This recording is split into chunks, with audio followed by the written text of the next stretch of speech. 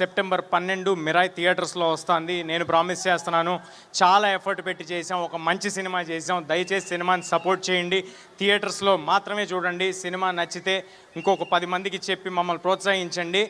మనం కూడా international standards సినిమాలు తీయగలము అని చూపించేలాంటి ప్రయత్నం ఫ్యూచర్లో చేస్తాము. మీరు ఆ బలాన్ని మాకు ఇస్తే.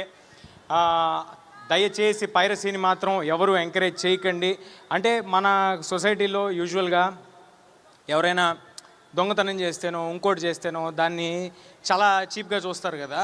అంటే తెలియని వాళ్ళకి చెప్తున్నా, చాలామందికి దాని ఎఫెక్ట్ ఏంటో తెలియదు కాబట్టి, పైరసీ తాలూకు ఎఫెక్ట్ ఏంటో తెలియదు కాబట్టి చెప్తున్నా. పైరసీ అనేది ఒకేసారి ఒక 2, 3, 4, 5 వందల మంది కష్టాన్ని దొంగతనం చేస్తున్నట్టండి. మీరు ఎవరైనా చిన్న పిక్ పాకెట్ను ఇంకొకరినో చూస్తే మీరు చీప్గా ఎలా చూస్తారు?